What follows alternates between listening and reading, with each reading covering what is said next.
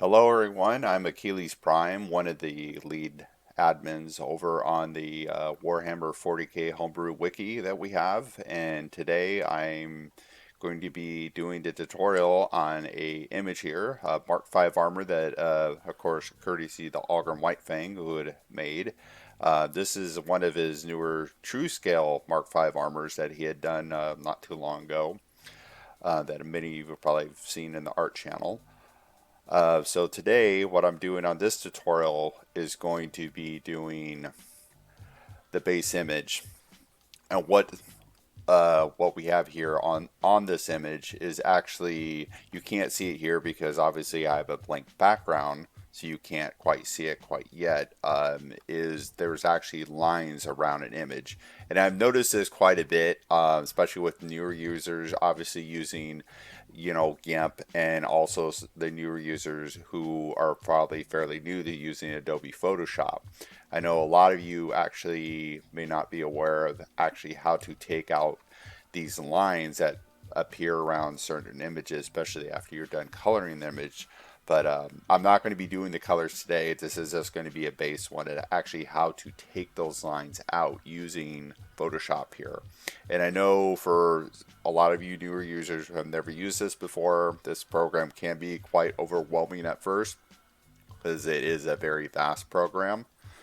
So what I'm going to do here, as you can tell, I've already named the layer, which you can just left click on the side of the image and you actually name it base, which I've already done.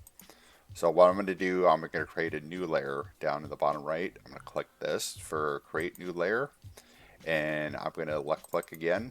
And what I'm going to title this one is background.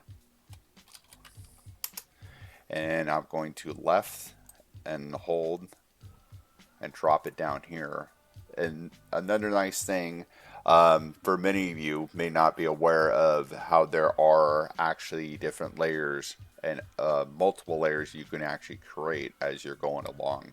For example, I could take a tool and cut a piece of the arm out and actually make a copy of the arm and actually have a new layer for it. But again, that's for another video, and we'll get into that probably in the next video where I'll be discussing more about multiple layers in Photoshop and what the advantages of doing that are. But today we're not going to be doing that. So what I'm going to do here, we're going to continue on, and I'm going to grab the paint bucket, and I'm going to click it. I'm going to leave the color black. So what this will do, when I left click this, it'll give it a black background.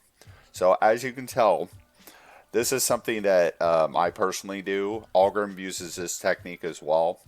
What it helps us to do, just to let any of you newer users know, is as you can tell around the image, there are lines. These white lines that you see around the backpack, around the arms a little bit, even around parts of the legs.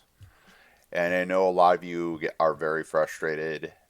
Using GIMP could be a pain sometimes because it happens around images in there as well. Also in Photoshop, as you can tell, this is something that Algrim actually showed me many years ago that he figured out how to do. And by the way, also using other techniques, there are some great videos out there on YouTube. That's how I learned how to use it. And Algrim learned some new things as well, but a lot of it also for me and him was trial and error how to learn how to do this. So we're going to continue on here, and we're going to do the quick select tool. We're going to left click this, and as you can tell, it's set on positive, which is fine. We'll leave it at that. And of course, I have it. The default is usually 40, but I have it at 90. I have it a little bit bigger. You can actually make this bigger or smaller by clicking the down arrow here. And as you can tell, for example, if I go down to 40, and you come over, that's usually default, but I usually like it doing a little bit bigger because what I'm going to do, I'm going to end up selecting the whole image anyway. So we'll do this. So what I'm going to do, I'm going to left click on the mouse, and I'm going to select the whole entire image. Oh, I'm doing the wrong one.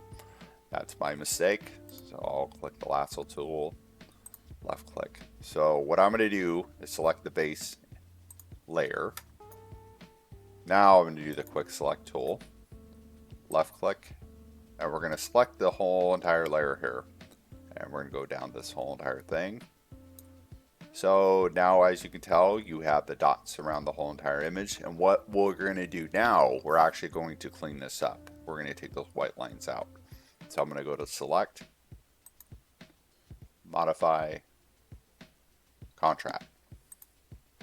And as you can tell in contract, so it'll say contract by. This is for the pixels. And we don't want to do more than one usually. You can make this number actually higher, but just to let anybody know, one is the lowest by default, the lowest you can go. I wish you can go lower, like like for example 0.025, but it won't allow you to do less than one. So we're going to hit OK. And now what we're going to do at this point, we're going to right click the image. And as you can tell, you see all these things you can select. So we're going to go to the layer by cut, left click. And as you can tell, see our base layer now is a new layer that it created, which is fine because what it did, it moved the image up to a new layer, even though the base layer was the original layer that we had named with the armor. But as you can tell, now it's blank. So what we do, if we left click on this eye and unselect the eye, you can now see that all the white lines over around the image are now gone, which is what we want. So I will select the eye again. So what we're going to do, we're going to left click the base layer that's now blank, go down to the trash can, delete layer, yes. So now as you can tell, all the white lines are gone, and this is how we clean up layers so we don't have those lines around it. And that's it, nice and simple and to the point. So I think next time for the next video, what I'll be doing is explaining more about how we use the layers, and it will help quite a bit. There are many advantages to using multiple layers for your images, and we'll get into that next time. Thank you.